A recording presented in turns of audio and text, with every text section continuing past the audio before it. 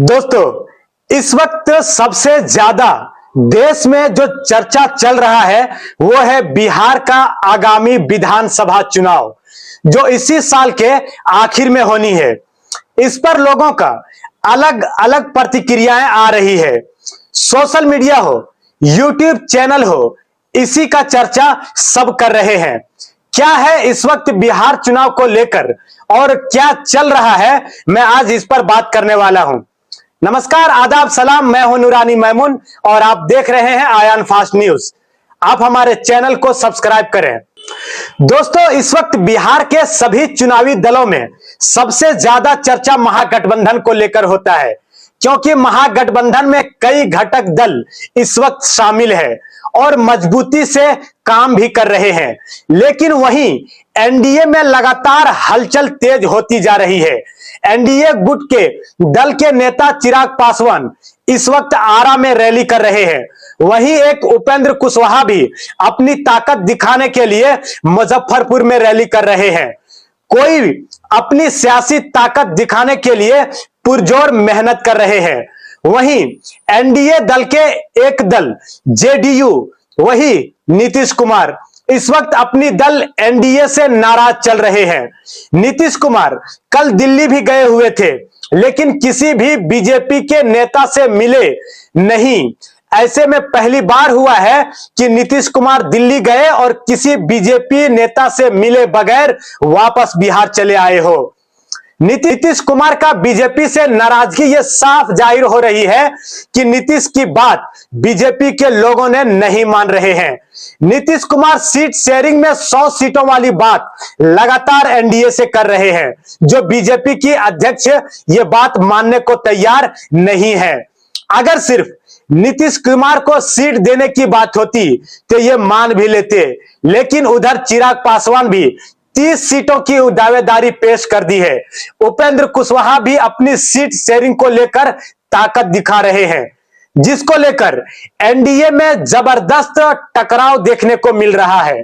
अब बात करते हैं नीतीश कुमार की, जिन्होंने बीजेपी के हाईकमान को यह साफ कह दिया है कि अगर हमारी 2 डिमांड नहीं मानी गई आने वाले बिहार चुनाव में तो कुछ भी हो सकता है। ऐसे में बिहार में एनडीए की मुश्किलें बढ़ती जा रही है। इस बार का चुनाव एनडीए के लिए आसान नहीं दिखाई दे रहा है। मैं आज वीडियो में चर्चा करेंगे, तो वीडियो के लास्ट तक बने रहें।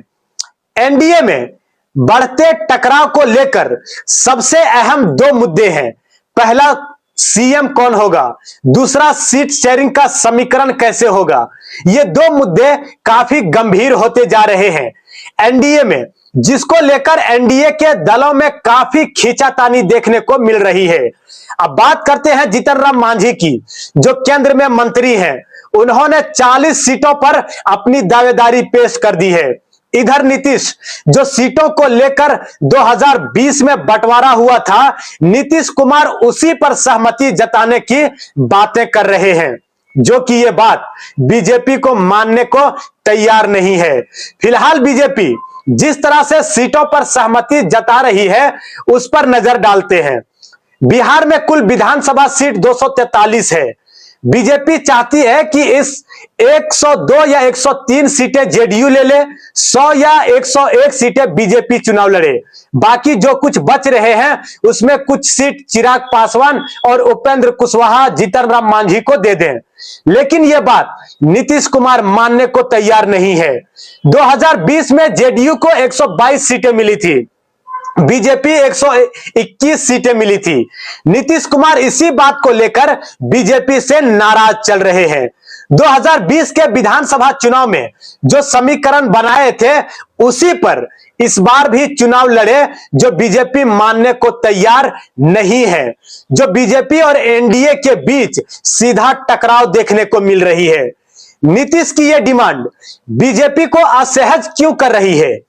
आखिर सबसे बड़ा मामला सीएम फेस के लिए है, जिस पर नीतीश और जेडीयू के नेता लगातार प्रेशर बना रहे हैं कि सीएम फेस कौन होगा, इस पर पहले चर्चा कर लिया जाए।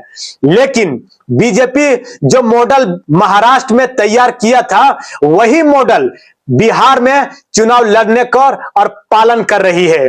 जो पार्टी ज्यादा सीटें जीत कर आएगी सीएम उसी के पार्टी का हम बना देंगे। ये बीजेपी इसी मॉडल पर काम करना चाहती है। अगर 2020 की चुनाव को देखें तो बीजेपी पहले ही नीतीश कुमार को सीएम उम्मीदवार का फैसला कर दिया था। बाद में नीतीश 43 या 44 सीटों पर सिमट गई। बीजेपी इससे डबल सीटें लेकर आई, लेकिन पहले सीएम नीतीश को घोषणा कर चुके थे, इसलिए उन्होंने बिहार में सत्ता नीतीश को सौंप दी। इस बार बीजेपी नहीं चाह रही है। नीतीश कुमार ये चाह रहे हैं कि सबसे पहले उनको सीएम उम्मीदवार घोषित किया जाए। दूसरा ये कि जो सीट शेयरिंग को लेकर 2020 में हुआ था वैसा ही हो। बाकी जो सहयोगी दल है अपने अपने हिस्से से जो हो सके वो दे दे।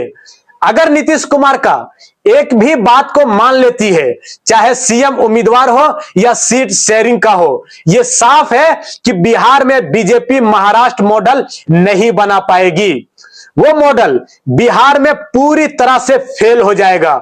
जो ये सोच रही है कि कैसे भी इस मुद्दे को टाला जाए, लेकिन नीतीश ये चाह रही है कि यह मुद्दा इसी महीने पूरा हो जाए। ऐसे में सबकी नजरें प्रधानमंत्री के 20 तारीख को जो सिवान दौरा है उस पर टिकी हुई है। अगर सीएम उम्मीदवार नीतीश को घोषित नहीं किया जाता है तो जो धमकी इस वक्त नीतीश कुमार अपने सहयोगियों से दिला रहे हैं वो साफ साफ दिखाई देंगे।